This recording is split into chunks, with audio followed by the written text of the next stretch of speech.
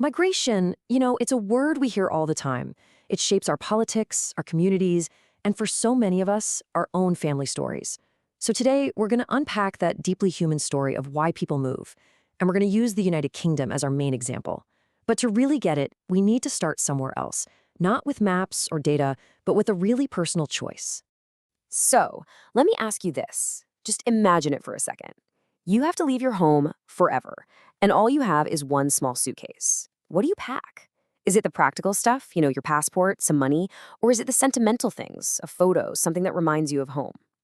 That choice, that impossible choice, is the real starting point for millions of people. It's that moment where the big idea of migration becomes incredibly, painfully real. And that incredibly personal choice, made by millions of people throughout history, is almost always driven by two big universal forces. Academics call them push and pull factors, and honestly, they're like the invisible engine that drives human movement all across the globe. It's actually a pretty simple idea when you break it down. Push factors are all the reasons that force you out of your home, the things that make you feel like you have to leave.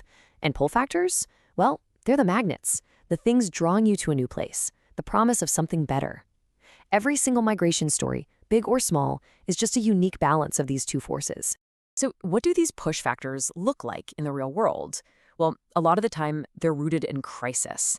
Think about conflict and persecution, which have driven millions from places like Syria and Yemen. Or think way back to the Irish Famine in the 1800s, a devastating push of pure poverty.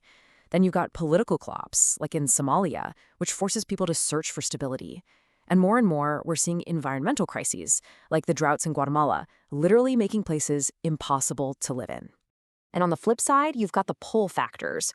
Often, they're the complete opposite of the push. The promise of a job, of better wages, that's a huge one. But maybe the most powerful pull of all is just the simple chance to live in safety and stability. Or the freedom to believe what you want, to say what you think without being afraid. And of course, that deep, deep human need to be with your family. Okay, so let's take these ideas of push and pull and see how they actually build a nation's story. Britain is a fascinating case study because you can see these forces at play not just over a few decades, but over centuries and centuries. This quote from the former Foreign Secretary Robin Cook, I think it just nails it. The idea of some kind of pure British identity, it's a total myth. The reality, as he says, is a story of constant mixing, a nation that's defined by its sheer pluralism, not by being one single thing. And this timeline just shows you that history in action. It's not one event, it's a constant series of waves. It starts way back with the Norman invasion in 1066, which totally reshaped the English language and its laws. Fast forward a few centuries, you've got Protestants and Jewish refugees fleeing persecution. Then, in the post-war era, you have the famous arrival of the Windrush Generation, invited to fill labor shortages. And more recently, people seeking safety from places like Uganda, the former Yugoslavia, and Somalia. Each wave, a totally different story, a different mix of push and pull. And the scale of these movements? It's nothing new. Just get a load of this. During the First World War alone, 250,000 Belgians fled to the UK for safety. This wasn't some small trickle. It was a massive influx of people. It just goes to show you, large-scale refugee movements have been part of Britain's story for a long, long time. But of course, this isn't just a British story. It's a global one. I mean, think about the United States and Ellis Island, the door of hope for millions. Or Australia, with its 10-pound Palms program designed to bring in British migrants after World War II. Every nation has its own unique history with this, and they often favor certain types of immigrants over others depending on what they need at the time. Now, with all this movement happening around the world, you can bet there are rules, international agreements, and a whole specific language to manage it all. And getting these terms right is absolutely crucial if you want to understand the conversation today. Okay, first up, refugee. Now, this isn't just a general term, it's a specific legal one. It means someone who's been forced to leave their country and, this is the key part, their claim for protection has been officially accepted under international law, specifically the 1951 Refugee Convention. Now, an asylum seeker, on the other hand, is someone who has also fled and asked for protection, but their case is still being decided. They are in the process of trying to get that official refugee status. So the big difference is just where they are in that legal process. And then you have a third group, internally displaced persons, or IDPs.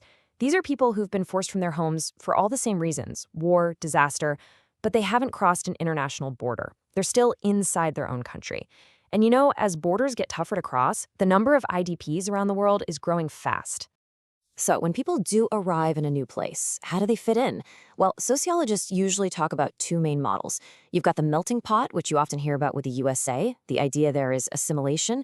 Everyone kind of blends together to create one new unified culture. But then you have cultural pluralism. This is more about integration. It's a two-way street where migrants keep parts of their own identity while also becoming part of the wider society. It's less of a soup and more of a salad, you could say. And in response to today's challenges, countries are trying new things. Italy's Humanitarian Corridors program is a really interesting example. So instead of people making these incredibly dangerous journeys, this program identifies vulnerable individuals and gives them a visa before they even start to travel.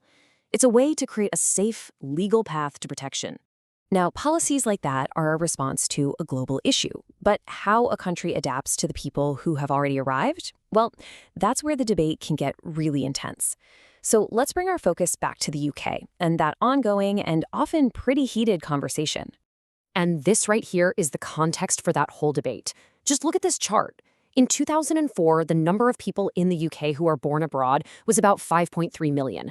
By 2018, that number was up to 9.3 million.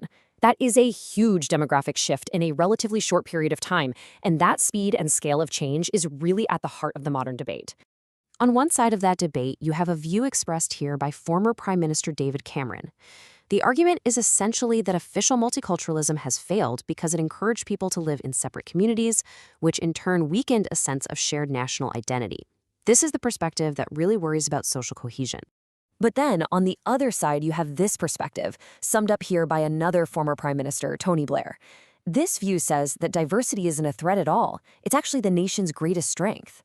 It sees that mix of cultures as something that enriches society, makes it more vibrant, more dynamic. So, what are some of the tangible benefits that this side points to?